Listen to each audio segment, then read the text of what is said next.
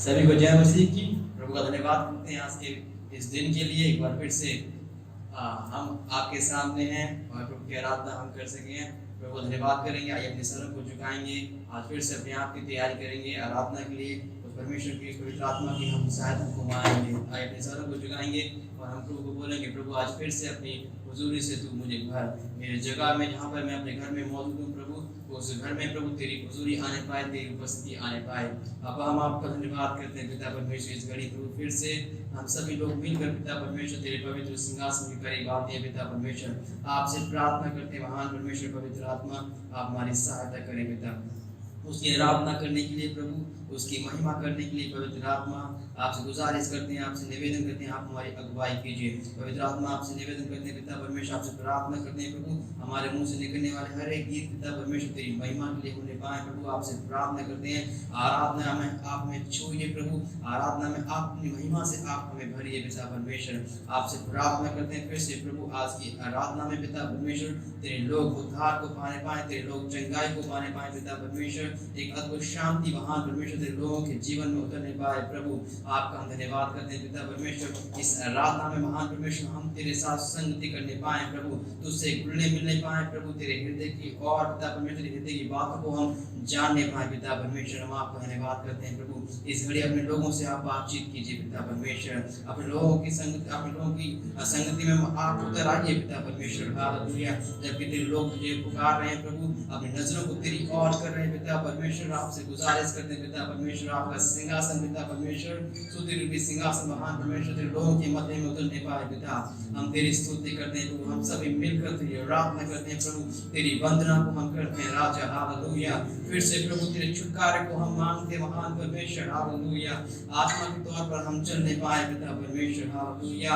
आज की आराधना महान परमेश्वर हमारे हृदय की गहराई से निकलने पाए प्रभु। आपकी आराधना में महान परमेश्वर सच्चाई तेरे सम्मुख हम बखान करने पाए प्रभु। अपने जीवन को प्रभु तेरे सम्मुख हम खोल कर रखने पाए पिता परमेश्वर। आपसे प्रार्थना करते हैं आज की आराधना में हर एक ऐसे क्षेत्र प्रभु, हर एक ऐसे महान परमेश्वर हमारे पाप यीशु मसीह आपके नाम से धोने पाए पिता परमेश्वर।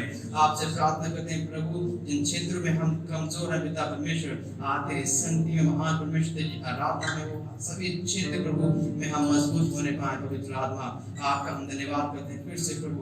अभिषेक अपने लोगों पर कीजिए पिता परमेश्वर। तेरी स्तुति करते हैं पिता, हम तेरा स्वागत करते हैं पिता परमेश्वर। तेरी करुणा के लिए, तेरे अनुग्रह के लिए हम आपको धन्यवाद करते हैं पिता।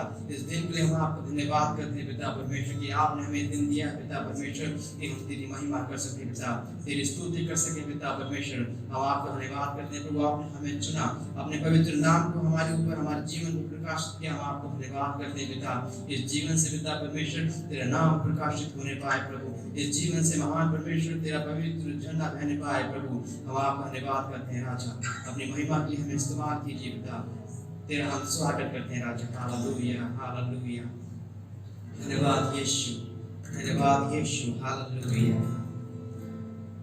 करुणा से तेरी नया दिन दिखाता है, ढाल बनकर मेरी तू मुझे बचाता है। करुणा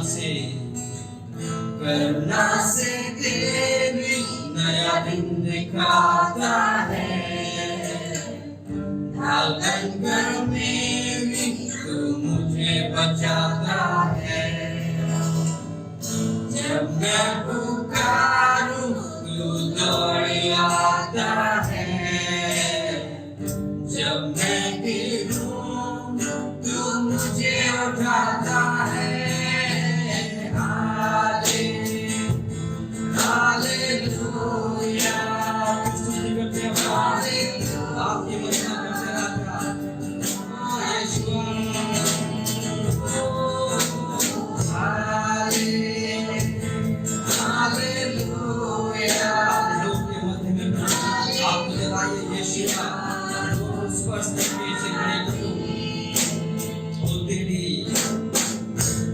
तेरी स्तुति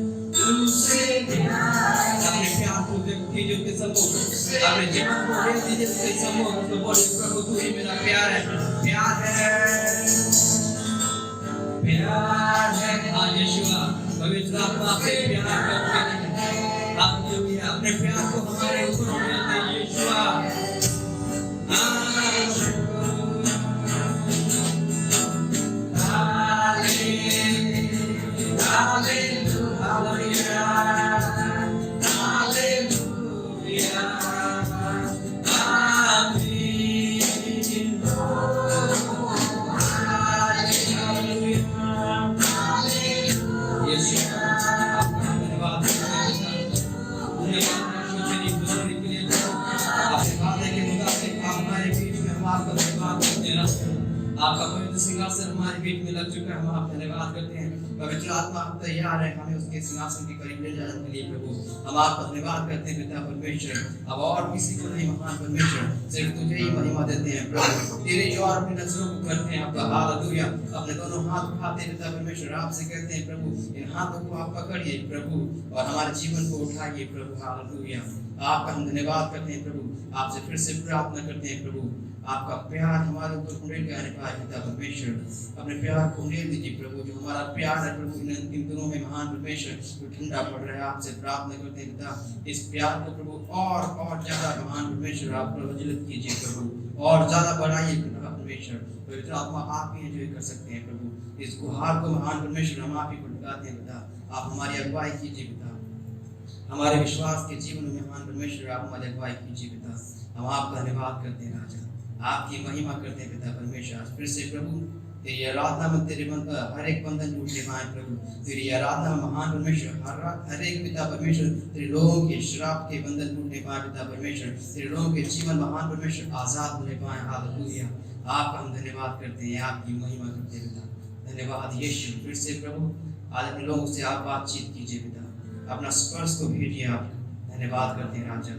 We worship you Lord पिता, we worship you Lord. Thank you Lord Jesus। प्रभु यीशु मसीह के नाम से मांगते हैं, आमीन आमीन आमीन। हालेलुया। Thank you Lord. हम आराधना के मूड में रहेंगे, उस परमेश्वर के नाम की हम तारीफ करेंगे। विश्वास कीजिए जब हम हृदय के साथ खुले दिल से उसकी आराधना करेंगे, आज परमेश्वर मुझ अपने सामर्थ को हमारे बीच में भेजेगा, हमारे जीवन को वो आज़ाद करेगा। आज हर एक बात को जो आपको उसकी आराधना करने से रोकती है, हर एक बात को ऐसी बात जो आपको उसके बीच चलने से रोकती है, आज इस आराधना में उस बात को आप परमेश्वर के सम्मुख रख दीजिए। परमेश्वर में वो सामर्थ्य है, उसमें वो ताकत है जो हमारी बात से हमें आज़ाद कर सकता है। उसकी महिमा करेंगे। हालेलुया।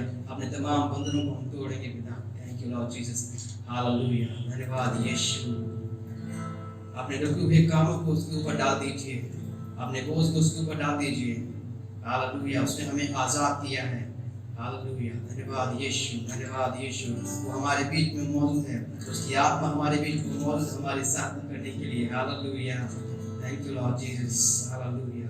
धन्यवाद। उसकी महिमा करो, बंधन टूट जाएंगे।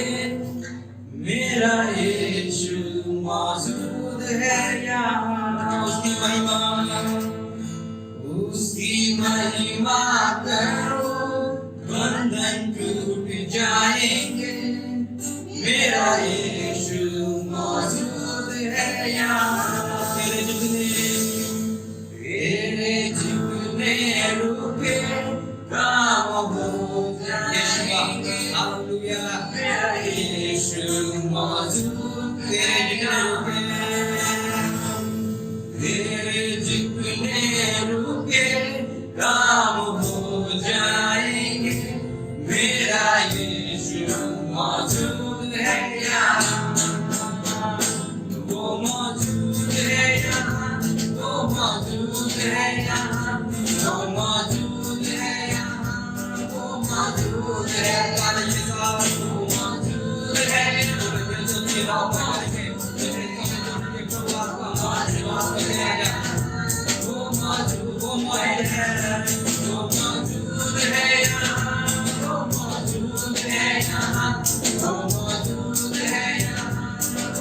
मौजूद है। उसकी महिमा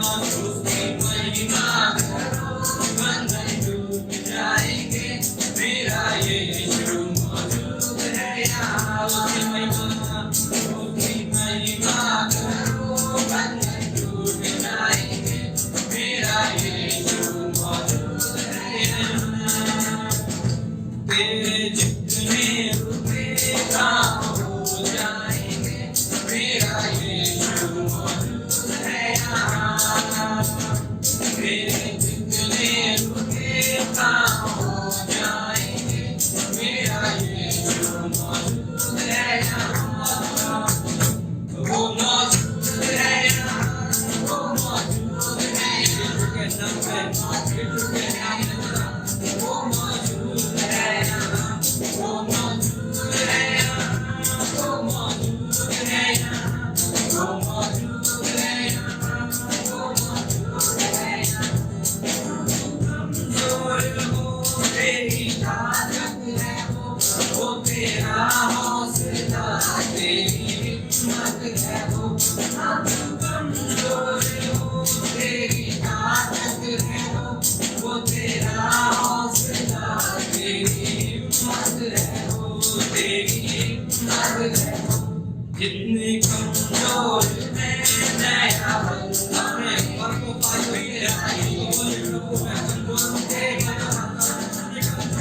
जितने कमजोर मैं नया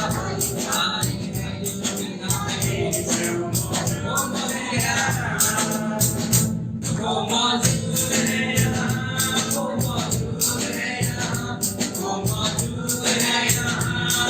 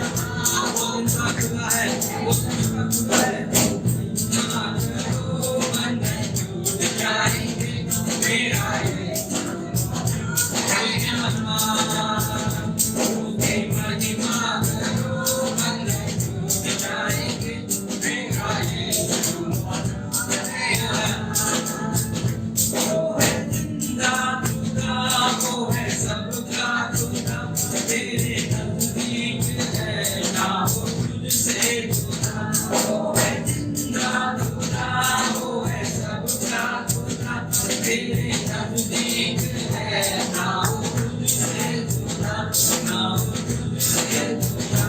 जितने पापी हैं सब क्षमा पाएंगे, मेरा यीशु मौजूद है यहाँ।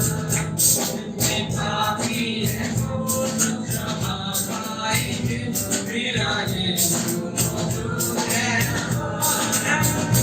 वो मौजूद है यहाँ, वो मौजूद है यहाँ, वो मौजूद है यहाँ, वो मौजूद है यहाँ, वो मौजूद है यहाँ, वो मौजूद है यहाँ, वो मौजूद है यहाँ, वो मौजूद है यहाँ, वो मौजूद है यहाँ, वो मौजूद है यहाँ, वो मौजूद है यहाँ, वो मौजूद है यहाँ, वो मौजूद है यहाँ। इस सामर्थ को भी दे यहाँ में, इस कलियां से आए हो ना, वो मौजूद है यहाँ, वो मौजूद है यहाँ, वो मौजूद है यहाँ, वो मौजूद है यहाँ, वो मौजूद है यहाँ, वो मौजूद है यहाँ, वो मौजूद है यहाँ, वो मौजूद है यहाँ, वो मौजूद है यहाँ। Hallelujah, worship God. अपने मुंह खोलकर धन्यवाद करेंगे, हालेलुया, वर्शिप गॉड।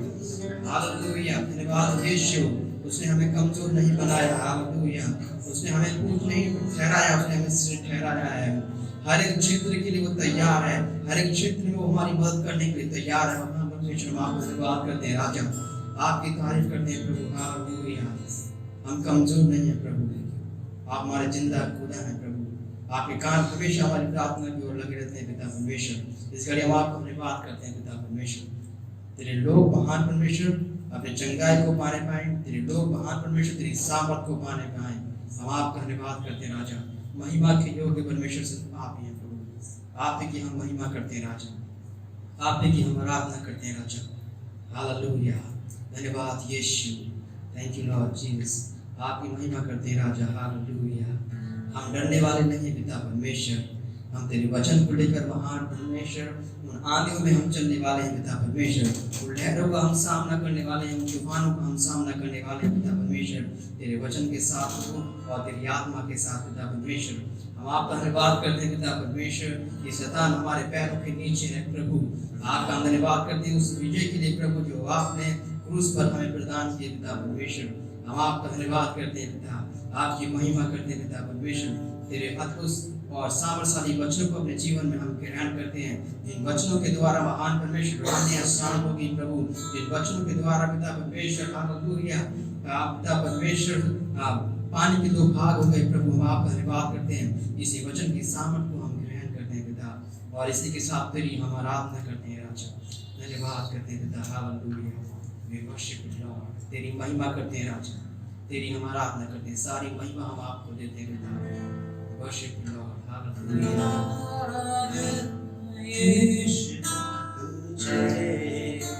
आंखें बंद करके उसकी आराधना करिए।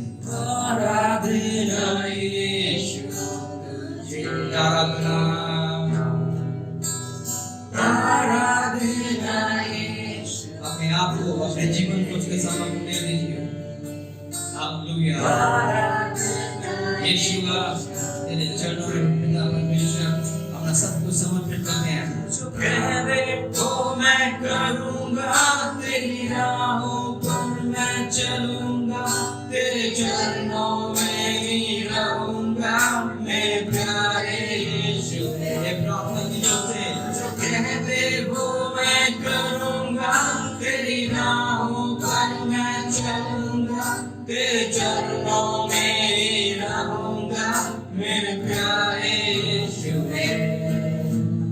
आराधना यीशु तुझे,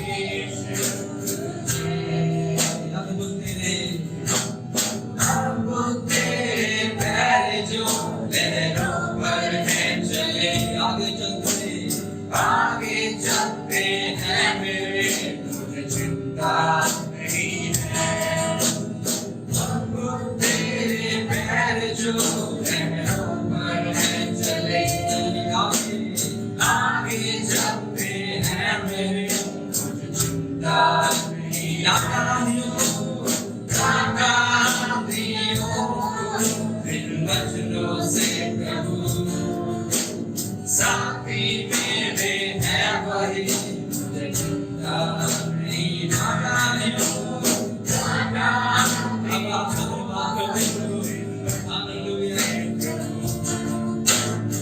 साथी मेरे है वही, मुझे चिंता नहीं। अपनी आवाज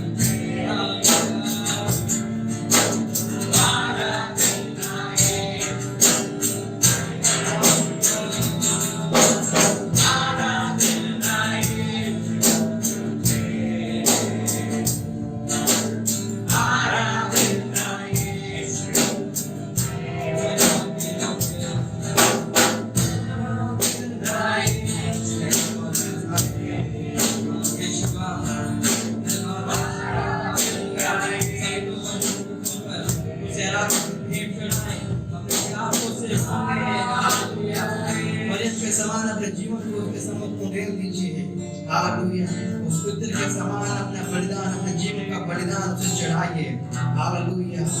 हर एक बात को, हर एक ऐसी बात को, हर एक रुकावट को यीशु के नाम में सिगड़ी उसके चरणों पर चढ़ा दीजिए। हालेलुया। जो चीज आपको रुके हुए है उसकी आराधना करने के लिए, जो चीज आपको पकड़े हुए आपको पीछे खींचती है, उस चीज को उसे बलिदान कर दीजिए। हालेलुया। धन्यवाद यीशुआ, वर्शिप लॉर्ड, तेरी आराधना करते पिता। हम आपको धन्यवाद करते हैं, इस बड़ी पवित्र आत्मा हमारे साथ है, हमारी अगुवाई करने के लिए तैयार। हम आपको धन्यवाद करते हैं पिता। धन्यवाद यीशुआ। पिता के साथ हम धन्यवाद करते हैं, आपकी महिमा करते हैं पिता। धन्यवाद, आप ही योग्य हैं पिता, आप ही योग्य हैं महान परमेश्वर। हालेलुया।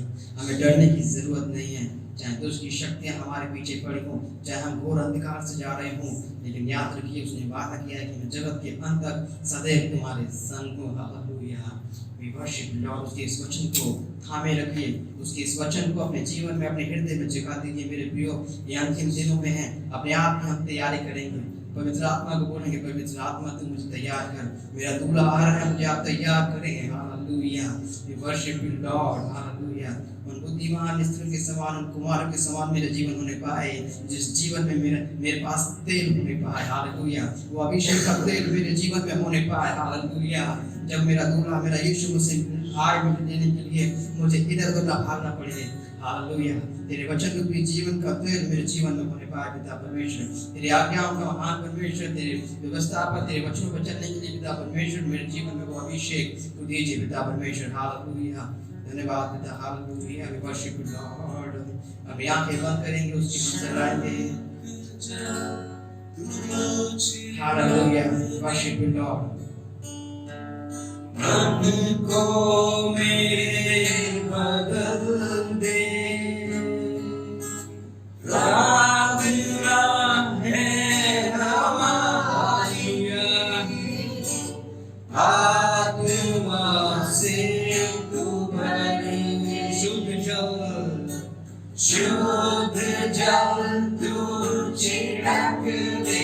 अपने जीवन को समर्पित कीजिए, अपने जीवन को छोड़ दीजिए, उसको बोलिए, प्रभु तू ही है जो बदल सकता है, प्रभु तू ही है जो पवित्र कर सकता है। हमारी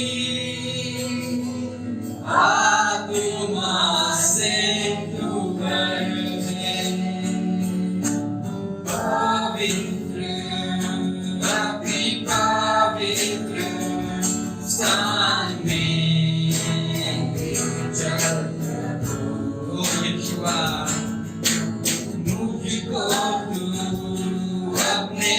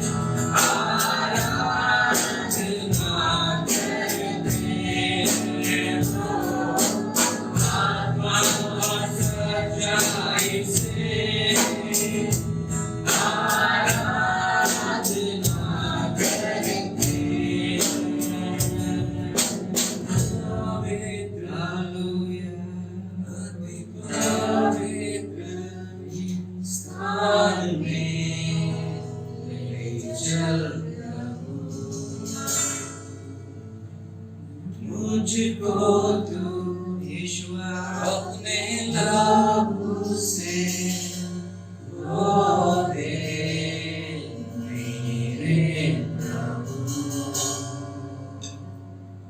वर्शिप लॉर्ड, हालेलुया। धन्यवाद पिता, हालेलुया। हमारे जीवन का मकसद पिता परमेश्वर तुझे और जानने पाए पिता, तेरे और करीब बन पाए परमेश्वर।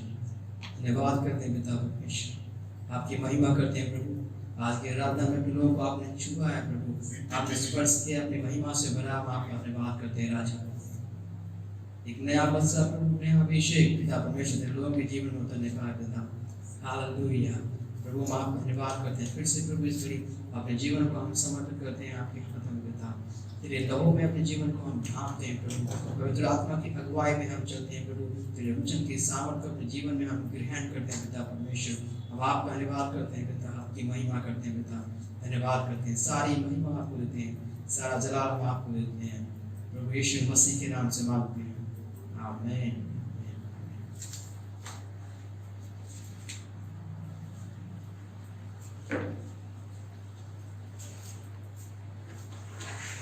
सबको जय मसीह की।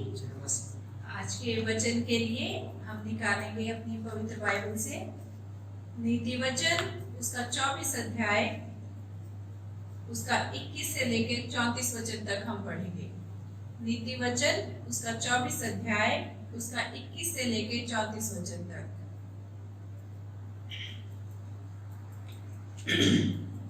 हे मेरे पुत्र, यहोवा और राजा दोनों का भय मानना और बलवा करने वालों के साथ ना मिलना, क्योंकि उन पर विपत्ति अचानक आ पड़ेगी और दोनों की ओर से आने वाली विपत्ति को कौन जानता है।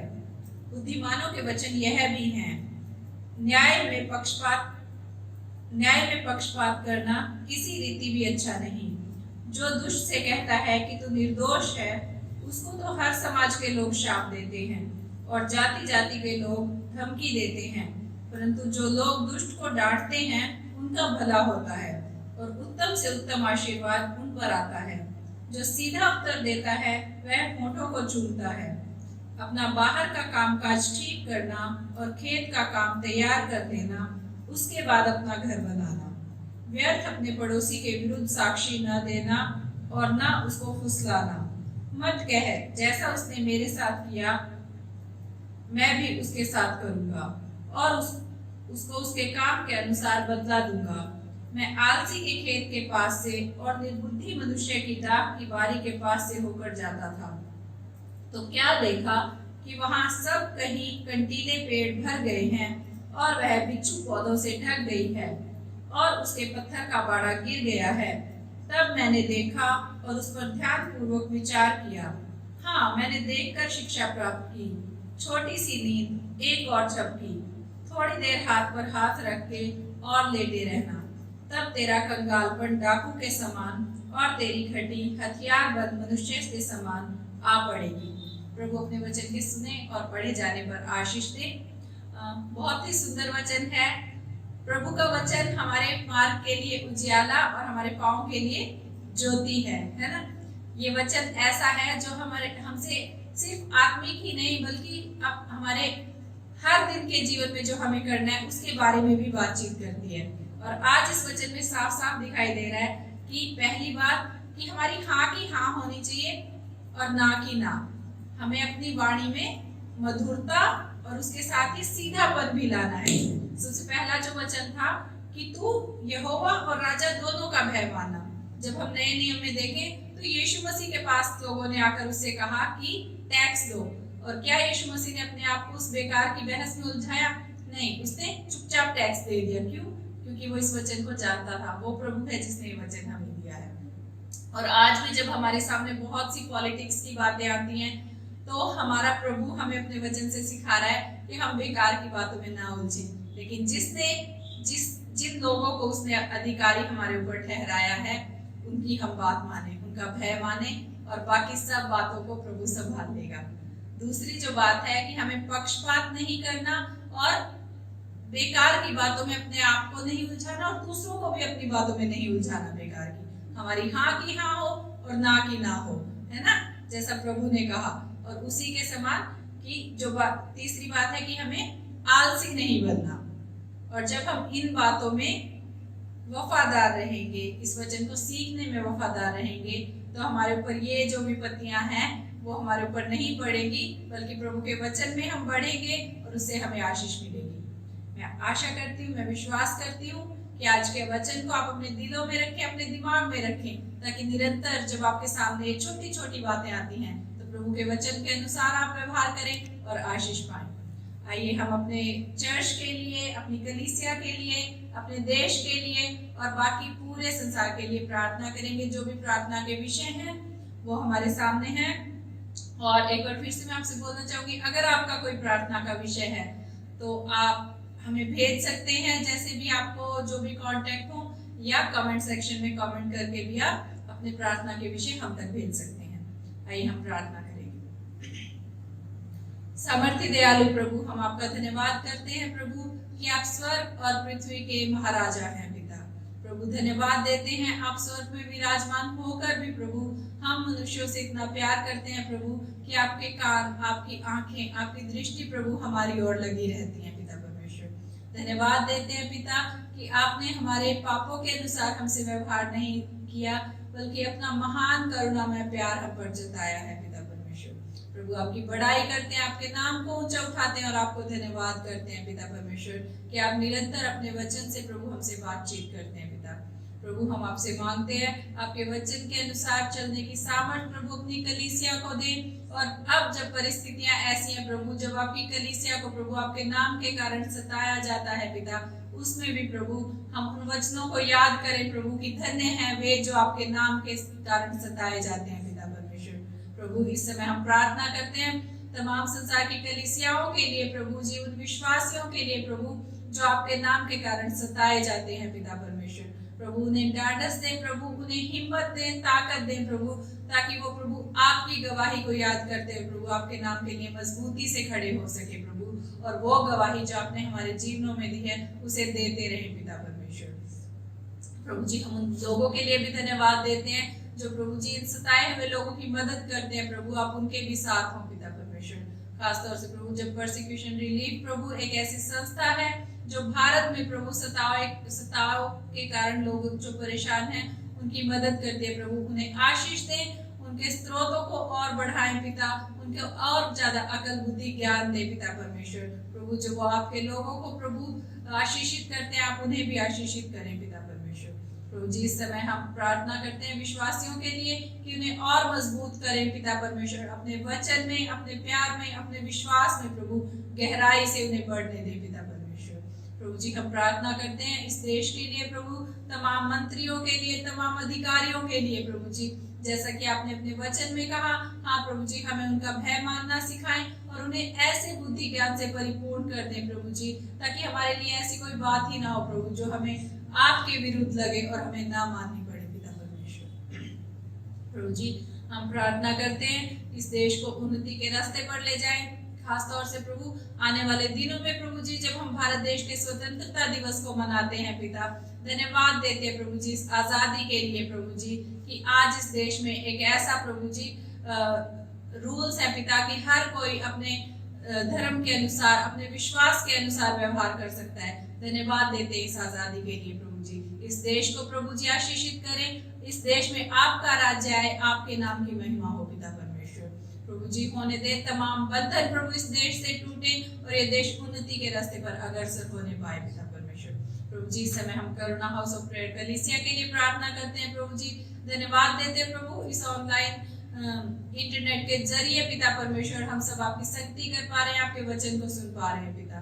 प्रभु सारी कलीसिया को आशीषित करें, अपने वचन में बढ़ाएं। खासतौर से प्रभु इस समय हम पूजा और भाई बसंत के लिए प्रार्थना करते हैं, जब ये दोनों बीमार हैं पिता और काफी समय से बीमार है प्रभु, इन पर आपका चंगाई भरा हाथ प्रभु होने पाए और ये प्रभु यहाँ खड़े होकर आपके नाम की गवाही देने पाए, ताकि हम सब प्रभु इनकी गवाही के द्वारा आशीषित हो पिता परमेश्वर। प्रभु जी आने वाले दिनों में आप हमारे साथ हों, हमें अपने वचनों में बढ़ाएं, अपने विश्वास में बढ़ाएं पिता।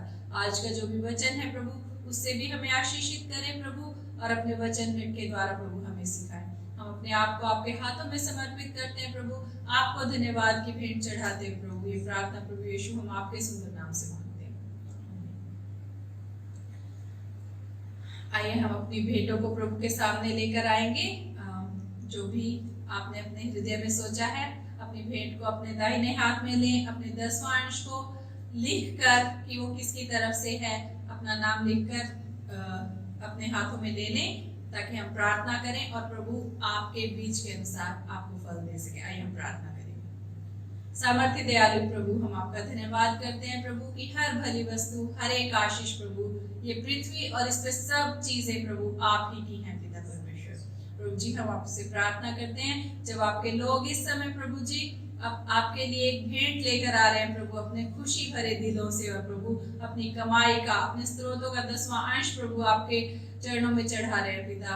होने दे प्रभु, आपकी निगाहें प्रभु जी इस भेंट पर हो, और प्रभु जी उन लोगों को प्रभु जी जो भी हाथ खोलते हैं, उनके हृदय के अनुसार प्रभु जी आप उसका फल दें पिता परमेश्वर। प्रभु जी, हम प्रार्थना करते हैं, अगर किसी के घर में, किसी के जीवन में प्रभु कोई कमी घटी है और आपसे मांग रहे हैं पिता, आप उनके हृदय की इच्छा के अनुसार प्रभु उन्हें आशीषित करें पिता परमेश्वर। सबकी कमी घटी को आप जानने वाले परमेश्वर हैं, और प्रभु इस काबिल हैं कि आप उसे दूर कर दें। प्रभु, आपने अपने वचन में कहा कि जवान सिंह को तो प्रभु जी घटी हो सकती है, लेकिन आपके लोगों को कोई घटी नहीं होगी पिता परमेश्वर। प्रभु जी, हम आपसे मांगते हैं कि आपके लोगों की प्रार्थनाएं सुने, और इस समय जो भी वो आपसे मांग रहे हैं प्रभु, आप उनके विश्वास के अनुसार, अपनी इच्छा के अनुसार और उनके हृदय के अनुसार प्रभु उनकी प्रार्थनाओं का उत्तर दें, उनकी भेंटों का फल दें पिता परमेश्वर। धन्यवाद पिता प्रार्थना सुनने के लिए। धन्यवाद के साथ प्रार्थना प्रभु यीशु के नाम से आपसे मांगते हैं, आमीन। आइए हम अपने आप को तैयार करेंगे प्रभु के वचन सुनने के लिए। एक डायरी और पेन अपने साथ रखें, ताकि आप प्रभु के वचन को लिख लें और बाद में भी उसे रेफर कर सकें। इस समय हम पास्टर जी को इनवाइट करेंगे कि आज का वचन वो आए और हमारे साथ बांटें।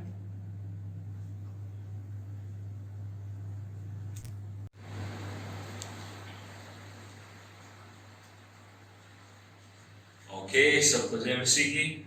परमेश्वर के नाम की महिमा हो कि परमेश्वर ने आज फिर एक बार हमें ये मौका दिया कि हम मिलके इस इंटरनेट के माध्यम से भी हम लोग सब एक साथ मिलके परमेश्वर की आराधना करने पाए। और मैं धन्यवाद करता हूँ आराधना की टीम का, जिन्होंने बहुत अच्छे से अगुवाई करी। हर दिन हम सब के लिए नया है, तो हर दिन हम लोग बेहतर होते जा रहे हैं।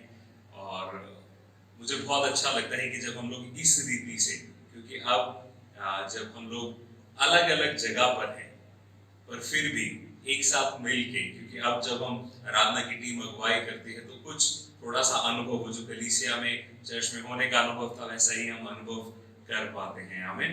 तो ये बड़ी खुशी की बात है, और मैं धन्यवाद करता हूँ विजय का, राकेश का, मेरी वाइफ का, पूजा का, जो लोग आते हैं, मेहनत करते हैं, ये सब रिकॉर्डिंग्स वगैरह ये सब में मदद करते हैं। तो प्रभु इनको बहुत आयत से आशीष दे, और मैं उम्मीद करता हूँ कि आप सब लोग भी कुशल से हैं, परमेश्वर ने आपको संभाला है। तो आइए फिर एक बार हम परमेश्वर के वचन में जाएंगे, और आज हम बात करेंगे स्वतंत्रता के बारे में। क्योंकि कल के दिन यानी शनिवार के दिन 15 अगस्त को हमारे देश में हम सब ने स्वतंत्रता दिवस मनाया। हम सबको स्वतंत्रता बहुत पसंद है, पर क्या आप जानते हैं बाइबल में पहली बार स्वतंत्रता के लिए जो एक घटना हुई वो कहां पर थी? आज हम उसी पे मनन करेंगे, देखेंगे कि पहली बार जब वचन में स्वतंत्रता जैसा कुछ हमें देखने को मिला तो वो कहां पर था। और कल जो हमने स्वतंत्रता दिवस 15 अगस्त का था उसको हमने मनाया, पर ये जिस स्वतंत्रता की मैं बात कर रहा हूं, मुझे नहीं लगता कि उसमें कुछ मनाने वाला था, उसमें कुछ सेलिब्रेट करने की बात थी, बल्कि उस स्वतंत्रता के बाद क्या मिला, उस स्वतंत्र होने के बाद उन लोगों को जिन्होंने वो स्वतंत्रता पाली, तो उसके ऊपर हम मनन करेंगे। आइए हम प्रार्थना करें। वचन में जाने से पहले परमेश्वर की अगुवाई, प्रभु की उपस्थिति, परमेश्वर की बुद्धि और ज्ञान को मांगे कि प्रभु हम सब की मदद करे कि हम वचन को अच्छे से सीख के प्रभु की महिमा करने पाए। आइए हम प्रार्थना करेंगे। प्यारे पिता, प्रभु यीशु मसीह के पवित्र नाम से आपके सामने आते हैं, आपसे विनती करते हैं यहोवा परमेश्वर कि आज अपने वचन को सीखने में आप हमारी मदद करें। प्रभु मैं अपने लिए आपसे विनती करता हूँ, प्रभु मुझ पे दया करें, अनुग्रह करें, अपनी महिमा के लिए इस्तेमाल करें। परमेश्वर पिता धन्यवाद करता हूँ प्रभु जी की अपनी दया में आपने मुझे चुना, अपनी बुलाहट दी प्रभु जी, और कलीसिया की अगुवाई करने के लिए, वचन को सिखाने का सौभाग्य दिया। पर प्रभु फिर भी मैं आपसे एक बार फिर मांगता हूँ परमेश्वर कि आप अभिषेक करें हर दिन प्रभु जी, हर बार आपका वचन परमेश्वर वो दोधारी तलवार है जो हमसे बात करते हैं। तो प्रभु मैं विनती करता हूँ कि आज के वचन के द्वारा मैं भी सीखने पाऊँ और हम सब सीखने पाए। पवित्र आत्मा, आपसे बेहतर तो कोई टीचर नहीं है, आपसे बेहतर कोई शिक्षक नहीं है। तो पवित्र आत्मा परमेश्वर आपसे विनती करते हैं, आप अगुवाई करें प्रभु जी, आप नियंत्रण लें। और प्रभु आज के वचन के द्वारा आपको महिमा मिले प्रभु जी। मैं विनती करता हूँ जो लोग वचन को सुन रहे हैं प्रभु, उनकी क्या जरूरतें हैं आप जानते हैं प्रभु, उनकी जिंदगी में क्या बंधन है आप जानते हैं प्रभु जी, उनकी जिंदगी में कहाँ रुकावट है, कहाँ अनाज्ञाकारिता है, क्या चीज खराब है प्रभु जी। आपका वचन इसीलिए प्रभु ने आपने हमें दिया है कि हम लोग निरंतर इसको सुने और इसके द्वारा आप हमें तराशते जाएं और सुंदर बनाते जाएं, अपने स्वरूप में रचते जाएं। तो प्रार्थना करते हैं परमेश्वर आज अपने वचन के द्वारा हम सबको आप तृप्त करें, समझाएं, सिखाएं, मजबूत करें परमेश्वर पिता। आज के वचन के द्वारा हम सब जितने आपके वचन को सुन रहे हैं प्रभु जी, सब आशीषित हो परमेश्वर, और आपके नाम को सारी महिमा और बढ़ाई मिले। मैं विनती करता हूं प्रभु अपनी दया में अभिषेक करें और अपनी महिमा के लिए इस्तेमाल करें। धन्यवाद करते हैं पिता प्रार्थना सुनने के लिए, प्रभु यीशु मसीह के जिंदा नाम से मांगते हैं, आमीन। आज के मनन के लिए हम जाएंगे बाइबल की बिल्कुल शुरुआती पुस्तक में उत्पत्ति, उसके पहले दूसरे तीसरे अध्याय के बारे में हम बात करेंगे। पर जो हमारा आज के मनन का मेन हिस्सा रहेगा वो रहेगा उत्पत्ति उसका 3 अध्याय, उसके 8 वचन से लेके और 23 वचन तक हम उसमें जाएंगे। उत्पत्ति 3 अध्याय उसके 8 वचन से लेके 23 वचन तक हम लोग मनन करेंगे। यहाँ पर हम लोग बात कर रहे हैं आदम और हवा की। परमेश्वर ने आदम और हवा को रचा, और आदम और हवा को रचने के बाद जो परमेश्वर ने उनकी जिंदगी में सौभाग्य दिए, वो आशीषें दी, वो क्या थी? 4 चीजें जो परमेश्वर ने उनकी जिंदगी में मुफ्त में दे दी। जिस दिन उनको रचा, जिस दिन आदम और हवा दोनों को संपूर्ण करके परमेश्वर ने रचा, उसके बाद प्रभु ने उसी दिन उनको कुछ आज्ञाएं और आशीषें और बरकतें दी। सबसे पहली चीज, परमेश्वर ने आदम और हवा को अपने स्वरूप में रचा। सारी मनुष्य जाति को आदम और हवा के द्वारा ही हम लोग आए हैं। तो वो जो हमारे मूल माता पिता थे, आदि माता पिता थे, आदम और हवा, उनको परमेश्वर ने अपने स्वरूप में रचा। तो वो है हमारी पहचान। आदम और हवा को एक पहचान दी थी परमेश्वर ने कि तुम मेरे स्वरूप में रचे गए हो। बहुत सारे जीव जंतु परमेश्वर ने बनाए, पर किसी को भी प्रभु ने अपने स्वरूप में नहीं रचा। ये जो पहचान है ये केवल आदम और हवा को दी। दूसरी चीज जो परमेश्वर ने उन्हें दी वो है अधिकार। सब लोग कहें अधिकार। अधिकार क्या है? परमेश्वर ने जब आदम और हवा को बनाया तो परमेश्वर ने उससे पहले सारी सृष्टि को बना दिया था, और फिर आदम और हवा को 6ठे दिन प्रभु ने बनाया, और फिर उनको आज्ञा दी कि अब तुम इस पृथ्वी पर फैल जाओ, भर जाओ, और फिर जो ये पृथ्वी है इसके ऊपर तुम प्रभुता करो। तो परमेश्वर ने सारी सृष्टि के ऊपर, सब पेड़ पौधों जीव जंतुओं के ऊपर अधिकारी किसको ठहराया? आदम और हवा को। तो पहली चीज प्रभु ने उन्हें पहचान दी, दूसरी चीज अधिकार दिया, तीसरी चीज प्रभु ने उन्हें जिम्मेदारी दी कि इस बगीचे की, इस वाटिका की देख रेख करनी है, उसके लिए परमेश्वर ने उन्हें रखा। और चौथी और आखिरी चीज, परमेश्वर ने उनको जो कुछ उनको अपनी जिंदगी जीने के लिए चाहिए था उसका प्रयोजन, उसका इंतजाम भी परमेश्वर ने किया। आदम और हवा को कोई भी फल लगा के नहीं खाना पड़ा था। परमेश्वर ने उनके लिए सब पेड़ पौधे जो थे वो सब प्रभु ने पहले लगा दिए थे उनके लिए। देखिए वो परमेश्वर कितना भला है कि उसने पहले सब इंतजाम करके उस जगह में जहां पर सब खुशहाल है, अच्छा है, सब इनके अधिकार में है, वो सब करके परमेश्वर ने इनको दिया था। और जैसे फल उस समय पे अदन की वाटिका में थे, वहां पे अगर कोई फल जरूरत से ज्यादा बड़ा है तो उसको देख के सोचना नहीं पड़ता था कि कहीं इसको इंजेक्शन से या सिंथेटिक रूप से तो नहीं तैयार किया गया है। वहां पे सब कुछ सर्वशक्तिमान परमेश्वर की बरकत और आशीष से बना था, सब कुछ उनके लिए उपलब्ध था। पर सिर्फ एक चीज थी, वो सारा वाटिका में सब कुछ बनाने के बाद, सारा अधिकार देने के बाद, सारी बरकत देने के बाद, प्रभु ने उनको एक चीज कही कि तुम इस वाटिका के किसी भी वृक्ष में से कोई भी फल, कितने भी फल, जो कुछ तुमने खाना है वो सब खा सकते हो, सिर्फ एक वृक्ष है जिसका फल तुम मत खाना, और वो वृक्ष कौन सा था? अच्छे और बुरे के ज्ञान के वृक्ष का फल। उस वृक्ष के फल को खाने के लिए प्रभु ने मना किया था। अब क्या उस वृक्ष का फल खाने से उनको बुद्धि और ज्ञान आना था? मैं नहीं मानता कि उसको खाने के द्वारा ही उनको पता लगना था क्या सही है क्या गलत है। क्यों मैं ऐसा कह रहा हूं? क्योंकि आदम और हवा को प्रभु ने कहा कि यदि तुम इस वृक्ष का फल खाओगे तो निश्चय मर जाओगे। तो उनको पता है कि फल खाना हमारे लिए गलत है। अगर वो फल नहीं खाएंगे तो सब ठीक है। तो परमेश्वर उनको पहले ही बता दिया था क्या सही है क्या गलत है। पर एक डिफरेंस था कि सही और गलत के चुनाव का जो अधिकार है वो परमेश्वर के पास था। इस चीज में आदम और हवा स्वतंत्र नहीं थे। परमेश्वर ने आदम और हवा को सब कुछ दिया, पहचान दी, अधिकार दिया, जिम्मेदारियां दी, प्रयोजन दिया, सब कुछ दिया। एक चीज नहीं दी, वो थी स्वतंत्रता। वो चीज उन्होंने खुद ली। इसीलिए आज के प्रचार का टाइटल है स्वतंत्रता का हादसा। हम हादसा किस चीज को कहते हैं? एक घटना या कार्यक्रम और हादसे में क्या अंतर है? हादसा वो होता है जिसके होने के बाद कुछ बहुत बुरा हो, जिसका रिजल्ट या परिणाम जो है वो बहुत गलत आए। ट्रेजेडी या हादसा उस चीज को कहते हैं। अब ये जो स्वतंत्रता इन्होंने पाई है, अब इन्होंने खुद अपनी मर्जी से निर्णय लिया, परमेश्वर की मर्जी से नहीं। अब ये जो स्वतंत्रता इन्होंने पाई है, ये हादसा क्यों थी? कैसे हम जान सकते हैं कि ये स्वतंत्रता इनके लिए आशीष नहीं थी? ये स्वतंत्रता इनके लिए असल में हादसा था। और हुआ क्या था? आइए हम देखेंगे उत्पत्ति 3 अध्याय को। हम देखेंगे कि वहां पर कैसे कैसे क्या क्या हुआ, और फिर उसके बाद हम देखेंगे क्या परिणाम इनको मिला वो स्वतंत्रता का। देखिए, बहुत सारे लोग आज स्वतंत्रता में जीना चाहते हैं।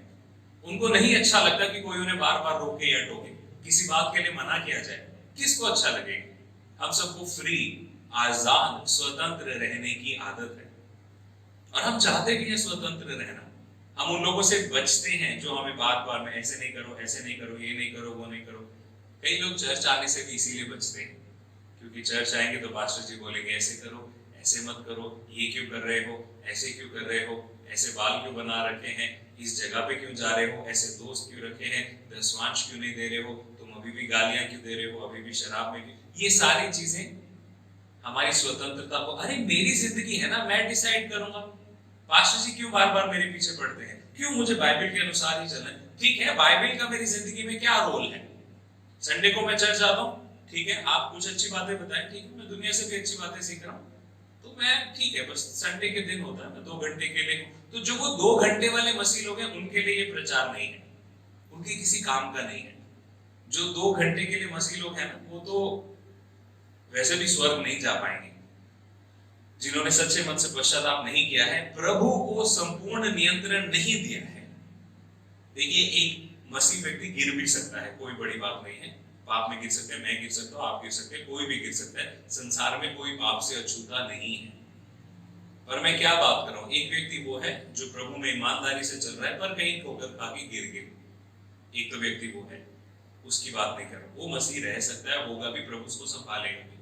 पर एक व्यक्ति जो सिर्फ कुछ देर के लिए ठोकर खा के मसीह बन गया है, पर उसकी पहले भी जिंदगी प्रभु के विरोध में थी, अब भी छुप के वो प्रभु के विरोध में ही चल रहा है, हमसे बच के, तो ये उसके लिए नहीं।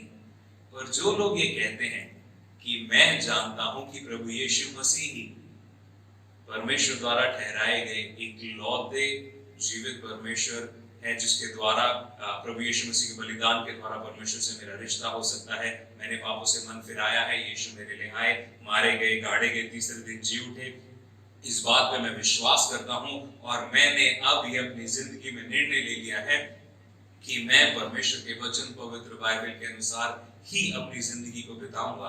तो उन लोगों के लिए ये वचन है कि आप और मैं, अगर हम इस रीति से कहते हैं कि हम इस रीति के मसीह लोग हैं, तो हमारे लिए आज का वचन है। और आज का वचन बहुत जरूरी है, क्योंकि पहले मनुष्य आदम और हवा को जब बनाया गया, प्रभु ने उनको इतनी बरकतें दी। एक चीज कही कि मत करना, प्रभु ने कहा निर्णय मैं लूंगा कि ये बात सही है और ये बात सही नहीं है। वो कैसे गिरे, और जब वो गिरे तो उनको क्या मिला, वो देखेंगे। उत्पत्ति उसका 3 अध्याय। यहोवा परमेश्वर ने जितने पशु बनाए थे उनमें सर्प सबसे दूर दूर था, चालाक था, चतुर था। उसने स्त्री यानी कि हवा से कहा, क्या सच है परमेश्वर ने कहा तुम इस वाटिका की किसी वृक्ष का फल ना खाना? स्त्री ने सर्प से कहा, इस वाटिका के वृक्षों के फल हम खा सकते हैं, पर जो वृक्ष वाटिका के बीच में है उसके फल के विषय में परमेश्वर ने कहा कि ना तो तुम उसको खाना और ना उसको छूना, नहीं तो मर जाओगे। देखिए, जब आप शैतान के साथ बातचीत करने लगेंगे ना, सबसे पहली चीज झूठ आपकी जिंदगी में आ जाएगा। बाइबल में लिखा गया, जो रिकॉर्ड किया गया, दर्ज किया गया पहला झूठ यही है। परमेश्वर ने कभी नहीं कहा था कि उस फल को छू लोगे तो मर जाओगे। लोगों ने कहा था यदि तुम खाओगे तो मर जाओगे। और ये वृक्ष कहाँ लगा था? बिल्कुल मध्य में, बगीचे के बीचों बीच ये वृक्ष लगा था, बार बार बताने के लिए कि देखो, ध्यान रखो, ये वृक्ष तुम्हें याद दिलाएगा कि मैं तुम्हारा परमेश्वर हूं, मैं मालिक हूं इस बगीचे का, इसमें जो कुछ भी है वो मैंने तुम्हें दे रखा है और सब वृक्षों के फल खा सकते हो, इसका मत खाना क्योंकि ये मेरे, तुम्हारी जिंदगी में मेरे अधिकार को दिखा रहा है। पर उन्होंने कहा नहीं, हम तो खाएंगे। उसी वृक्ष के फल की बात हो रही है। अब हवा कहते, प्रभु ने कहा कि ना तो छूना, ना तो खाना, ना तो छूना, छूओगे तो भी मर जाओगे। पहला झूठ था। अब चौथे वचन में सर्प सुनिए, शैतान क्या कहता है हवा को। तब सर्प ने स्त्री से कहा, तुम निश्चय ना मरोगे। क्या अधिकार था शैतान को ये बोलने का, यहां पर सर्प को ये कहने का? हवा को ये पूछना चाहिए था, स्त्री को ये पूछना चाहिए था, पर उसने पूछा नहीं। और फिर पांचवें वचन में वो कहते हैं, वरन परमेश्वर आप जानता है जिस दिन तुम उसका फल खाओगे उसी दिन तुम्हारी आंखें खुल जाएंगी और तुम भले बुरे का ज्ञान पाकर परमेश्वर के तुल्य हो जाओगे।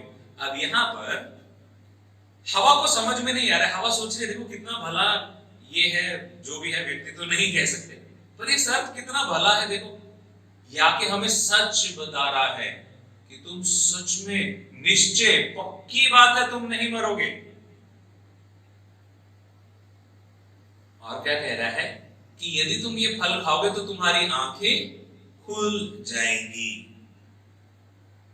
और तुम परमेश्वर के समान हो जाओगे। तो वो क्या कह रहे हैं कि अभी तुम्हारी आंखें बंद है, तुम अंधे हो। क्यों अंधे हो? क्योंकि अभी तक तुम अपने चलाए थोड़ी चल रहे, तुम्हें चलाने वाला तो वो है। तो जब तुम्हारी आंखें खुलेंगी तभी तो तुम अपने परमेश्वर जैसे बन जाओगे। अभी तुम अंधे हो। वो हवा को अंधा कह रहे हैं उसके मुंह पे, पर जब हम शैतान की बातें सुनने लग जाते हैं ना, तो वो इतना धूर्त है, इतना चालाक है कि हमारी अकल को ही बंद कर देता है। हमें लगता है नहीं नहीं, ये जो बोल रहे हैं तो बिल्कुल ठीक बोल रहे हैं। परमेश्वर ने जो कहा है ना, शायद परमेश्वर की साजिश रही होगी। परमेश्वर शायद चाहता ही नहीं था कि हमें कुछ मिले। सोच के देखिए, क्या कोई ऐसी चीज थी जो उनको नहीं मिली? सब कुछ प्रभु ने उनको दिया था। जब आप परमेश्वर पे निर्भर रहते हैं ना मेरे प्रियो, तो जो कुछ उसके राज्य का है वो सब कुछ आपको और मुझे मिलेगा। पर शैतान कहते हैं ना ना, ये नहीं, इससे बहुत बेटर मैं तुझे दूंगा, इससे बहुत बेहतर दूंगा, बहुत बेहतर तुम्हारे लिए है। एक बार पाप करके तो देखो, स्वतंत्र रह के तो देखो, तब तुम्हें पता लगेगा जिंदगी की असली खुशी क्या है। ये बाइबल में फंस के क्यों चल रहे हो? फिर छठे वचन में, अतः जब स्त्री ने देखा कि सब कि उस वृक्ष का फल खाने के लिए अच्छा और देखने में मनभाऊ और बुद्धि देने के लिए चाहने योग्य भी है, तब उसने उसमें से तोड़कर खाया और अपने पति को भी दिया और उसने भी खाया।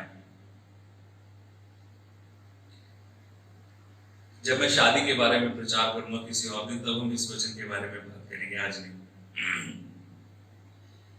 सातवां वचन, तब उन दोनों की आंखें खुल गई, जैसे शैतान ने कहा था, उनकी आंखें खुल गई और उनको मालूम हुआ कि वे नंगे हैं।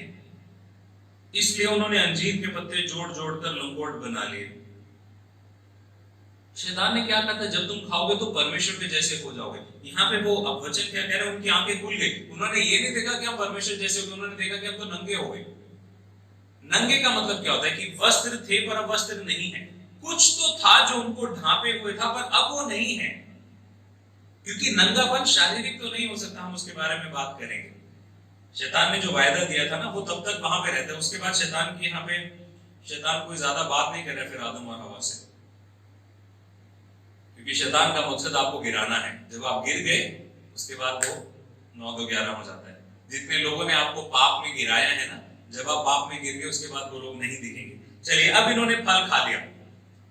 अब ये स्वतंत्र हो गए, अब ये अपनी मर्जी के मालिक हैं, क्योंकि परमेश्वर की अधीनता में नहीं जी रहे, अब अपनी मर्जी से जी रहे हैं। क्या मिला इनको? सबसे पहली चीज जो स्वतंत्र होने के बाद इनको मिली वो पाई जाती है 8वें वचन में, उत्पत्ति 3 अध्याय उसके 8 वचन में, और वहां पर लिखा है, तब यहोवा परमेश्वर जो दिन के ठंडे समय वाटिका में फिरता था। सोचिए, परमेश्वर वो वाटिका में फिरता था, मतलब ये आदत थी, ये रूटीन था। जो वाटिका में फिरता था उसका शब्द सुना, तब आदम और उसकी पत्नी वाटिका के वृक्षों के बीच यहोवा परमेश्वर से छिप गए। सब लोग कहें छिप गए। सबसे पहली चीज, सबसे पहला परिणाम जो ये स्वतंत्रता का आया कि वो उस परमेश्वर से जिसने उन्हें बनाया था, जिसने उन्हें रचा था, उससे छुप गए। यहां पर वचन बता रहा है कि प्रभु दिन के ठंडे के समय वाटिका में फिरता था। ये लोग भी तो जानते थे, क्योंकि वाटिका में तो यही रह रहे हैं, और प्रभु फिरने के लिए ये नहीं है कि वो वॉक पे या सैर पे निकल रहा है। वो क्यों आता था परमेश्वर? वो पृथ्वी और आकाश को बनाने वाला परमेश्वर, जिसके पास सारे आसमान और सारा स्वर्ग उसके पास है, वो आता था उस अदन की वाटिका में घूमने के लिए, फिरने के लिए। क्यों? क्योंकि वहां पर दो लोग थे जिन्हें उसने बड़े प्यार से बनाया था, और इतने प्यार से बनाया था कि वचन कहता है उसने उन्हें अपने स्वरूप में रचा था। वो उनके साथ संगति करने के लिए आया था, वो उनके साथ संगति करता था, वो उनसे बातचीत करता था। प्रभु ने जब आदम और हवा की रचना करी, अपने हाथों से रचा। बाकी सारी सृष्टि को उसने बोल दिया, आदम और हवा को अपने हाथों से रचा। अपनी सांस फूंक दी प्रभु ने उनके अंदर, अपनी सांस, प्रभु की जीवन देने की सांस प्रभु ने फूंक दी। अब ये परमेश्वर उनके साथ फिर हर रोज की तरह, देखिए परमेश्वर कभी भी बदलता नहीं है।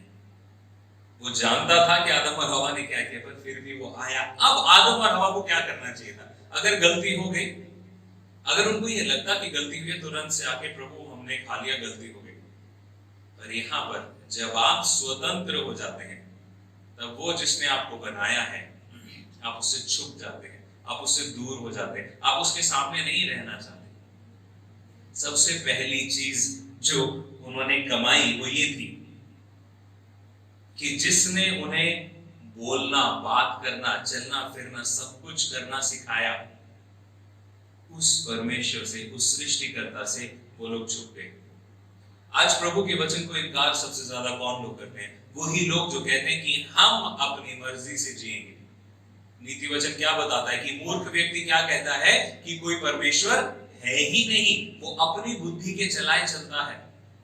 पर नीति वचन में सुलेमान अपने बच्चों को क्या कह रहा है? नीति वचन 3 अध्याय 4, 5, 6 वचन में कि अपनी बुद्धि का सहारा मत लेना, परंतु अपने सब बातों में परमेश्वर को पहला स्थान देना। यहाँ पर आदम और हवा को वही करना चाहिए था, पर वो करने की बजाय, क्योंकि अब स्वतंत्र हो गए हैं, तो स्वतंत्रता के साथ पहली चीज वो परमेश्वर जिसने उन्हें अपने स्वरूप में रचा था, अब ये उससे छुप गए। पहली चीज कि वो प्रभु से दूर हो गए, छुप गए। दूसरी चीज उससे और भी एक कदम ज्यादा गंभीर है। जब वो छुप गए, अब परमेश्वर से कौन छुप सकता है? क्या आप और मैं परमेश्वर से छुप सकते हैं? क्या आदम और हवा छुप सकते थे? किसी इंसान से छुप सकते हैं, जानवरों से छुप सकते थे, एक दूसरे से छुप सकते थे, पर वो जिसने सारी कायनात को बनाया है, सारी सृष्टि को रचा है, क्या उससे छुप पाएंगे? प्रभु कहता है 9वें वचन में, तब यहोवा परमेश्वर ने पुकार कर आदम से कहा, पूछा, तू कहां है? अब सुने आदम ने क्या कहा? उसने कहा, प्रभु ने कहा, उसने कहा, मैं तेरा शब्द बारी में सुनकर डर गया था। बाइबल के अंदर डर शब्द का उपयोग पहली बार यहां पर हुआ है। और कितनी आज के समय में, आज अगर हम डर की बात करें तो हमें किन किन चीजों से डर लगता है? सृष्टि के अंदर हमें किस चीज से डर लगे? आज हमें शेर से डर लगता है, आज हमें हाथी से डर लगता है, भालू से डर लगता है, आज हमें तूफान से डर लगता है, समुद्र में डूब जाने से डर लगता है, किसी पहाड़ से गिर जाने से डर लगता है, ऊंचाई से, गहराई से, जानवरों से, सांप से, बहुत सारी चीजों से हमें डर लगता है।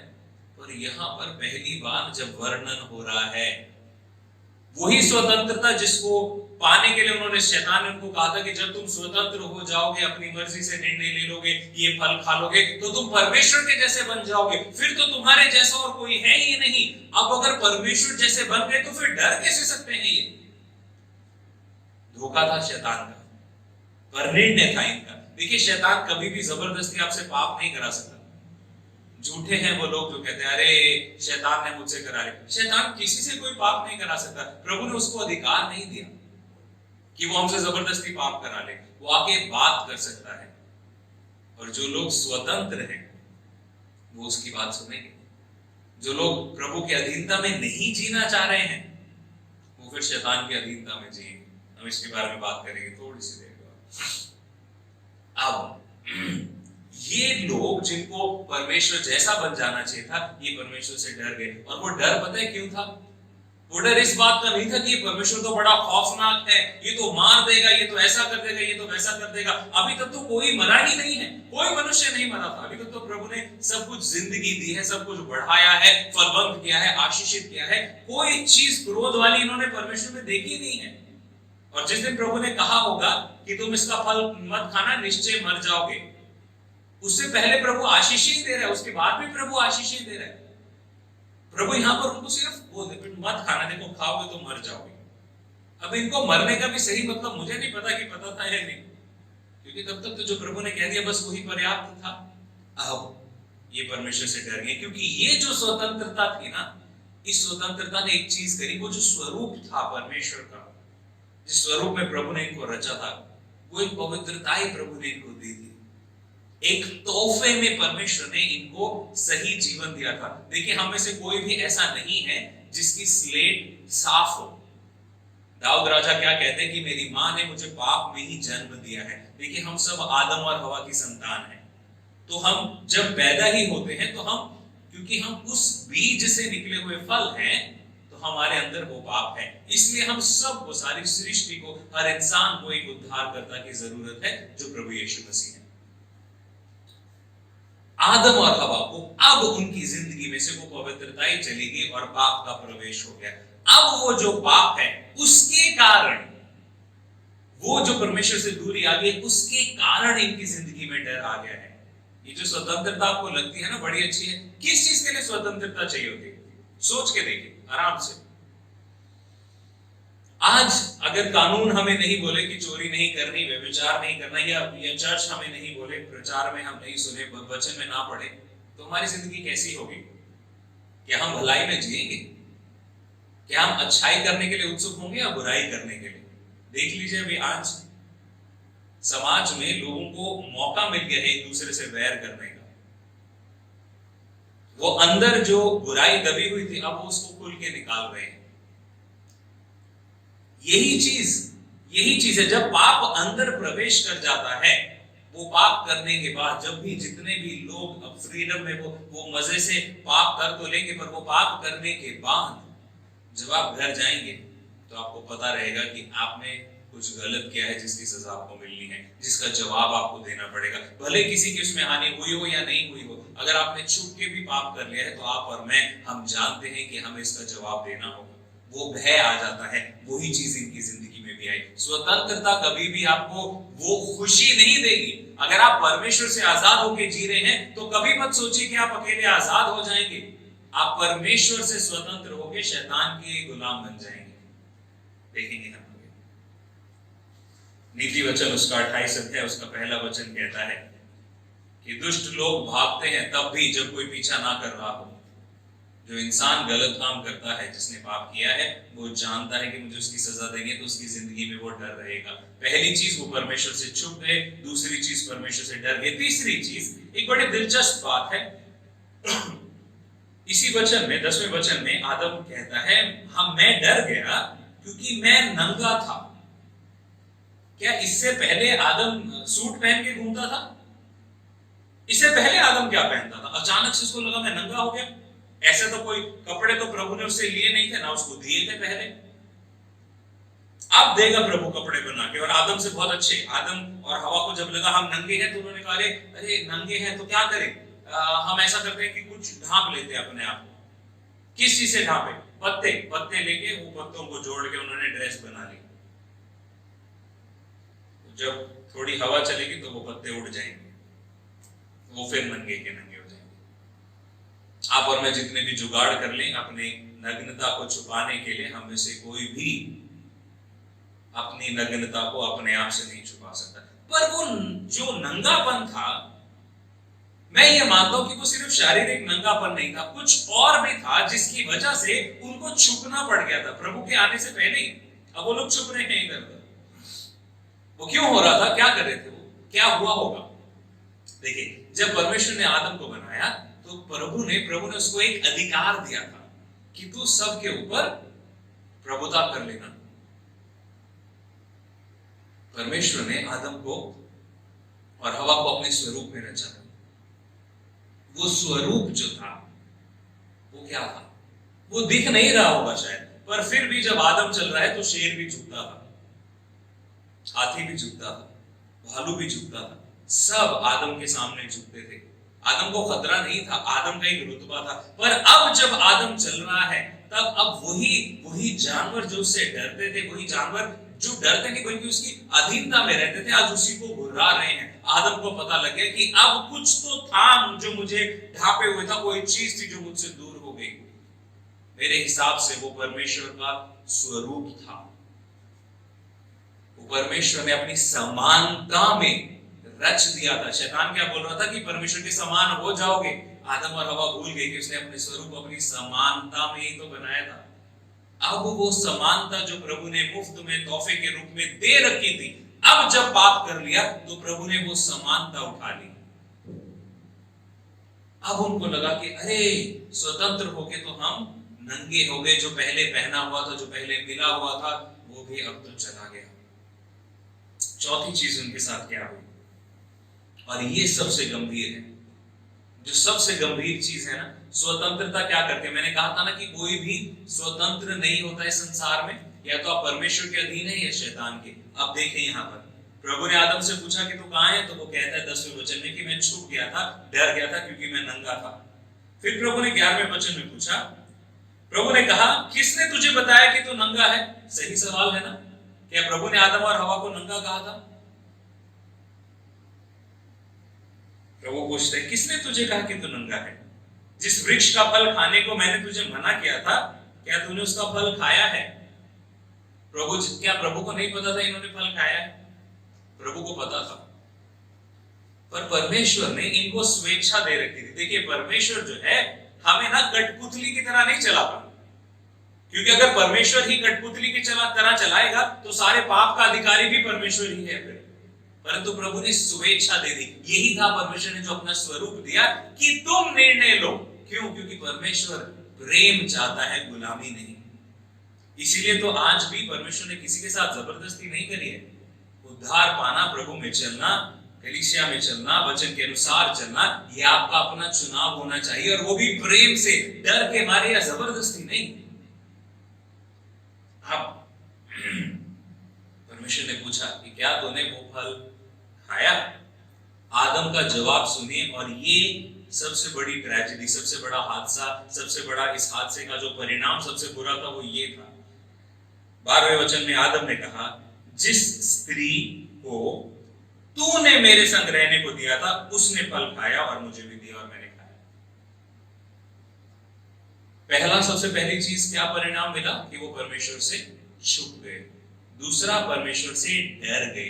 तीसरा, उन्हें लगा कि अब वो नंगे हैं, वो जो स्वरूप परमेश्वर का था अब वो पूर्ण स्वरूप नहीं रहा। और चौथी चीज कि अब ये लोग, इनके सोच विचार शैतान के अनुसार हो गए हैं। क्यों? क्योंकि शैतान ने परमेश्वर पे क्या आरोप लगाया था कि परमेश्वर तो चाहता नहीं है कि तुम्हें वो जिंदगी मिले, परमेश्वर नहीं चाहता कि तुम उसके समान हो जाओ, इसीलिए उसने मना किया ये फल खाने के लिए। उसने परमेश्वर पे आरोप लगाया, और हवा ने हाँ करके वो फल खा लिया। अब शैतान किसकी भाषा बोल रहा है?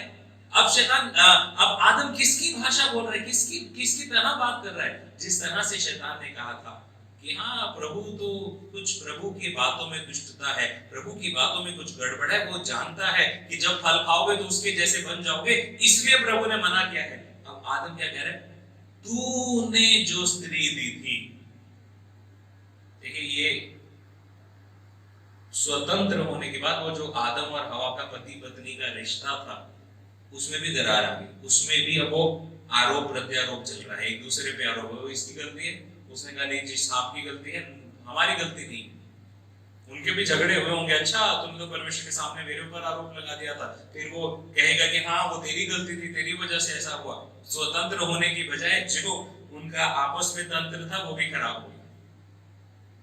पर यहाँ पर आदम सीधा परमेश्वर पर ही आरोप लगा रहा है कि प्रभु गलती तेरी थी, मैं अकेला होता तो मैं नहीं करता। ये भाषा जो है, ये जो बात है, ये बताती है कि अब जो बातें आदम बोल रहा है वो किस प्रभाव में बोल रहा है जब आप स्वतंत्र हो जाते हैं। देखिए इस बार फिर आज इस संडे का प्रचार फिर एक बार वही बात दोहरा रहा है। पिछले संडे हमने क्या सीखा था, किस विषय पे बात करी थी, किसी को ध्यान है? अगर आपको ध्यान है तो अपने साथ वाले व्यक्ति को बताएं क्या विषय था पिछले संडे का।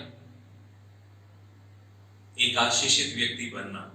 और एक आशीषित व्यक्ति कौन है? सबसे पहली चीज, जो दुष्टों की युक्ति पर नहीं चलता, ना पापियों के मार्ग में खड़ा होता, ना इकट्ठा करने वालों की मंडली में बैठता, जो दुष्टों की युक्ति पर नहीं चलता। यहां पर शैतान की युक्ति ही थी। देखिए शैतान हमेशा युक्ति देगा, वो आपको मौका देगा, वो आपको सुझाव देगा, कर ले, ऐसा कर ले, अरे ये पाप कर ले, अरे कोई नहीं बड़ा मजा आता है, अरे ऐसा कर ले, ऐसा हो जाएगा, बहुत बड़ा इंसान बन जाएगा।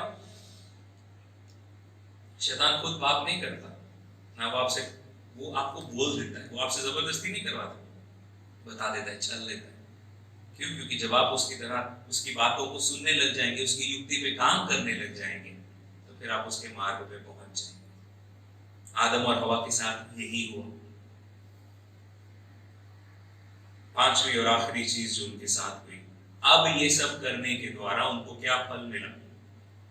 3 अध्याय उसके 16 से 18 वचन में, 16वें वचन में प्रभु ने हवा को कहा, मैं तेरी पीड़ा को, तेरे गर्भवती होने के दुख को बहुत बढ़ाऊंगा, तू पीड़ित होकर बालक उत्पन्न करेगी और तेरी लालसा तेरे पति की ओर होगी और वह तुझ पर प्रभुता करेगा। जो उनके बीच में प्रेम और एक दूसरे को सहारा देके चलने वाला रिश्ता था वो खराब हो गया है। अब लालसा, डिजायर रहेगी कि अरे अब मुझे उसको चाहना है, और पति प्रभुता करेगा। वो उस समय पे वो स्वतंत्र होने की जो बरकत मिलनी थी वो तो कुछ नहीं मिली। शैतान ने जो वायदा किया था वो कुछ नहीं मिला, पर जो प्रभु ने कहा था कि निश्चय तुम मर जाओगे, वो मरने का मतलब क्या था? शारीरिक मरना नहीं, जीवन का जो स्रोत है, असली अच्छी खुशहाल जिंदगी का जो स्रोत है स्वयं परमेश्वर, तुम उससे दूर हो जाओगे, तुम मुझसे दूर हो जाओगे, ये कह रहा था परमेश्वर। आदम और हवा के साथ क्या हुआ? अब उनकी जिंदगी में दुखों की एक बाढ़ सी आ गई। स्वतंत्र होने के बाद कुछ फल के लिए, जब उन्होंने फल खाया, तो जब तक आप पाप कर रहे हैं तब तक तो उसका स्वाद आएगा, पर उसका परिणाम हमेशा आपके लिए दुखों को लेके आएगा। क्या क्या दुख थे स्त्री के लिए? कि अब वो दुख में जन्म देगी। किस रीति से वो प्रभु ने क्या चीज बदली हम कभी नहीं समझ पाएंगे। जब हम प्रभु से मिलेंगे तो शायद हम पूछेंगे, तो तब हमें पता लगेगा। पर यहाँ पर ये परिणाम कैसे हुआ, क्यों आया, किस चीज का परिणाम था? ये स्वतंत्रता का। और उसके बाद परमेश्वर ने आदम को क्या कहा? तूने जो अपनी पत्नी की बात सुनी और जिस वृक्ष के फल के विषय मैंने तुझे आज्ञा दी थी कि तू उसे ना खाना, और तूने उसको खाया, इसलिए भूमि तेरे कारण श्रापित है। 17 वचन 3 अध्याय का। ये जो भूमि है जिसको मैंने बनाया है, तब तक ये भूमि अच्छी थी, इसमें सब कुछ अच्छा फलता था, पर अब तूने इसके ऊपर, जब मैंने तुझे ठहरा दिया। देखिए परमेश्वर ठहराने के बाद, वो आशीष देने के बाद उसको वापस नहीं लेता। अब यहाँ पर ये भूमि में तो प्रभु ने आदम को रखा, वो चाहता तो मार देता, पर परमेश्वर वैसा है नहीं। फिर काहे की स्वेच्छा, फिर तुम कठपुतली हो गए ना। पर परमेश्वर ने सोचा कि अब तेरे कारण ये भूमि शापित है। और शापित का मतलब क्या है? 18 वचन, तू उसके ऊपर जीवन भर दुख के साथ खाया करेगा और वह तेरे लिए कांटे और ऊंट कटारे उगाएगी और तू खेत की उपज खाएगा और अपने माथे के पसीने की रोटी खाया करेगा और अंत में मिट्टी में मिल जाएगा क्योंकि तू उसी में से निकाला गया है। इससे पहले तक जब तक स्वतंत्र नहीं थे, जब तक परमेश्वर पे निर्भर थे, तो जो कुछ परमेश्वर की बरकतें और आशीषें थी वो सब कुछ उनके लिए उपलब्ध थी। परंतु अब जो चीजें मुफ्त में मिलती थी उसके लिए मेहनत करनी पड़ेगी, उसके लिए पसीना बहाना पड़ेगा, उसके लिए दुख उठाना पड़ेगा। क्यों? क्योंकि जब तक आप परमेश्वर के साथ हैं तो जो परमेश्वर का है वो आपको मिलेगा। पर जब आप उसके विरोध में जाना चाहेंगे, स्वतंत्र होकर जाना चाहेंगे, अपनी राह पे जाना चाहेंगे, तो आपको वही मिलेगा जितनी आपकी सोच है, जितना आपका लेवल है। लूका 15 अध्याय में हम यही चीज देखते हैं। वो उड़ाऊ पुत्र, वो चला गया था बाप से दूर, जब तक बाप के घर में था। बाद में भी तो वो बाप से वही कह रहा है, अपना नौकर बना के रख ले। फिर उसको अकल आई कि अरे मैं नौकरी बन के रह जाता तो भी अच्छा था, क्योंकि नौकर भी पेट भरने से ज्यादा उनको मिलता है। यहां पर आदम और हवा को किसी चीज की कमी थी नहीं, सिर्फ एक चीज परमेश्वर ने नहीं दी थी, वो थी स्वतंत्रता। प्रभु ने कहा मुझ पर निर्भर रहो, मैं देखभाल करूंगा, मैं चलाऊंगा, मैं बताऊंगा। पर इन्होंने कहा नहीं प्रभु, हम अपनी मर्जी से चलेंगे। उस कारण से जो कुछ उनको प्रभु के पास रहने से, प्रभु की अधीनता में रहने से, प्रभु पे निर्भर होकर रहने से आशीषें मिलती थी, अब इन्होंने खुद अपनी मर्जी से उनको खो दिया। जिस तरह से वो बेटे ने लूका 15 अध्याय में खोया था, अपनी मर्जी से चला गया। पांचवी चीज, उनके पास उस स्वतंत्रता के फलस्वरूप बहुत आय से दुख है, पर वही दुख आज भी भूमि श्रापित है। पर इस सब के बाद भी प्रभु का चरित्र देखिए। उसने जिसने इनको मिट्टी में से बनाकर अपने स्वरूप में रच दिया, मिट्टी में से लिया, अपने स्वरूप में अपना अधिकार पूरी पृथ्वी पर। सोच के देखिए, जो कुछ सृष्टि में वो सब कुछ आदम और हवा के अधिकार में था। अब वो इन मनुष्य ने परमेश्वर के विरोध में कार्य किया, पर प्रभु क्या करता है? 21 वचन पढ़े जरा। और यहोवा परमेश्वर ने आदम और उसकी पत्नी के लिए चमड़े के अंगरखे बनाकर उनको पहना दिए। ये है वो परमेश्वर जिसकी आप और मैं आराधना करते हैं। जिन्होंने प्रभु का विरोध किया, प्रभु ने उनके ऊपर भी दया करी, अनुग्रह किया और उनको भी ढांपा।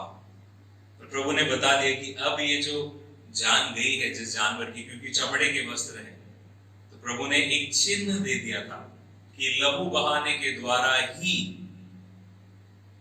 ये जो नंगापन है ये कवर हो सकता है। उसके बाद परमेश्वर ने छोड़ा नहीं, फिर भी परमेश्वर बार बार अगुवाई करता रहा, बात करता रहा, दिखाता रहा, सिखाता रहा। परमेश्वर ने न्यायी भेजे, राजा भेजे, भविष्यवक्ता भेजे, और सबसे आखिर में परमेश्वर ने जगत से ऐसा प्रेम किया कि अपने इकलौते पुत्र को दे दिया। किस लिए? ताकि जो कोई भी उस पर विश्वास करे वह नाश ना हो परंतु अनंत जीवन पाले। अब भी अनंत जीवन, इस मनुष्य जाति के लिए भी अनंत जीवन, ये पापियों के लिए भी अनंत जीवन, हमारे लिए अनंत जीवन। हाँ, वो परमेश्वर ने अनंत जीवन आपके और मेरे लिए नियुक्त कर दिया, पर वो मिलेगा कैसे? परमेश्वर की प्रक्रिया और परमेश्वर के नियम बदलते नहीं हैं। तब से लेके आज तक और युगानुयुग तक नियम वही रहेगा। लूका उसका 9 अध्याय 23 वचन में प्रभु यीशु मसीह ने कहा, अभी यदि कोई मेरे पीछे होना चाहे तो अपना क्रूस उठा के वो मेरे पीछे हो। हर दिन मेरा चेला बनना चाहे तो अपना क्रूस उठाए। यदि हमें यीशु का चेला बनना है तो वो क्रूस, अपना क्रूस उठाए का मतलब है कि ये अब मैं मर चुका हूं, मैं तो मृत्यु की राह पर हूं, और वो मृत्यु किसके लिए है? अपने आप की इच्छाओं के लिए, कि अब मेरी मर्जी नहीं प्रभु तेरी मर्जी पूरी होगी। ये उन्होंने क्या कहा? प्रभु मैं घटूं और तू बढ़े। आज मेरे प्रियो, सच में अगर आप स्वतंत्रता को, खुशी को, आदम और हवा को एक बार फिर अगर मौका मिलता ना कि क्या क्या आप कर सकते हैं अपनी जिंदगी में, क्या बदल सकते हैं? तो वो कहते हैं बस एक बार वो जो फल खाने वाला दिन था ना, उसको बदल दो। पूरी सृष्टि का सिस्टम ही अलग होता। कैसा होता हमें नहीं पता लगेगा कि अगर उन्होंने फल नहीं खाया होता तो फिर सृष्टि का वो क्या आशीषें, बरकतें उन्हें मिल सकती थी। और वही जो बरकत उनको उनके पास तब थी, क्या थी वो बरकत? कि परमेश्वर उनके साथ व्यक्तिगत संगति करता था, जिसको उन्होंने खो दिया। अब प्रभु यीशु मसीह पर विश्वास करने के द्वारा, यूहन्ना उसका 1:12 कहता है कि जिन्होंने उस पर विश्वास किया उसने उन्हें परमेश्वर की संतान होने का अधिकार दे दिया। कि अब जब हम उसको पुकारे तो वो हमारी सुने। अब, पर वो होगा तब मेरे प्रिय। ये जो अब है ना, उसके लिए एक कंडीशन है, एक नियम है, और वो नियम सिर्फ ये है कि हम अपने आप को परमेश्वर को समर्पित करें और कहें प्रभु जी कि मैं अब स्वतंत्रता में नहीं, निर्भरता में जीऊंगा। मेरे प्रियो, कितना भी आप सोच लें, आपको लगे कि स्वतंत्रता मुझे बहुत आशीष देगी, बरकत देगी, अपनी मर्जी से चलूंगा तो मैं बहुत अच्छा जी लूंगा, नहीं जी पाएंगे। लाखों करोड़ों लोग हैं जो बार बार ये सोचते हैं, प्रभु उनको मौका देता है, पर वो सोचते हैं नहीं हम अपने चलाए चलेंगे, हम बहुत अच्छा चलेंगे, बार बार ठोकर खा के गिरते पर सीखते नहीं। ऐसे लोग स्वर्ग राज्य में प्रवेश नहीं कर पाएंगे। यदि आप और मैं भी ऐसा सोचते हैं तो हम भी नहीं कर पाएंगे। पर यदि आज आप वचन को सुन रहे हैं तो निर्णय ले लें कि अब आप स्वतंत्रता में नहीं, निर्भरता में जिएंगे, क्योंकि सृष्टि और आकाश को बनाने वाले प्रेमी परमेश्वर पे निर्भरता करना ही आपके और मेरी जिंदगी में सच्ची और संपूर्ण स्वतंत्रता को लेके आएगी। आइए हम प्रार्थना करें। दयालु प्रेमी पिता, आपके बेटे हमारे मुक्तिदाता प्रभु यीशु मसीह के नाम से हम आपके सामने आते हैं। प्रार्थना करते हैं प्रभु जी कि आप हमें संपूर्ण रीति से आप पर निर्भर रहना सिखाएं। हमें सिखाएं परमेश्वर कि हम हर बात में, हर चीज में, हर निर्णय में सिर्फ आपका नाम ना लें, पर आपके वचन से अपने आप को तोलें कि मेरे शब्द क्या परमेश्वर के वचन के अनुसार हैं, मेरा चाल चलन क्या परमेश्वर आपके वचन के अनुसार है, मैं किस पर निर्भर हूं, मेरी जिंदगी में निर्णय लेने का अधिकार किसको है। आज अपने मन को परख के देखें। जो लोग भी आज प्रचार को सुन रहे हैं, कि आपने परमेश्वर को संपूर्ण अधिकार दिया है कि वो जो चाहे आपकी और मेरी जिंदगी में से बदल सकता है, वो जो चाहे ले सकता है, वो जो चाहे जोड़ सकता है। हम कितने ईमानदार हैं परमेश्वर के साथ। आदम और हवा के पास मौका था, उन्होंने उसको खो दिया, पर आज हमारे पास मौका है। प्रभु ने हमें आशीष दी है, अनुग्रह किया है, अपनी संतान बनाया है, अपने परिवार का सदस्य बनाया है। संपूर्ण निर्भरता में हम जिए, ताकि उसकी सच्ची स्वतंत्रता को हम अपनी जिंदगी में अनुभव करने पाए। पिता, प्रार्थना करते हैं आप हमारी अगुवाई करें, आपके वचन के अनुसार हम सब चलने पाए। परमेश्वर, आपको महिमा देने के लिए जीने पाए, हर बात में प्रभु आपके नाम को महिमा दें।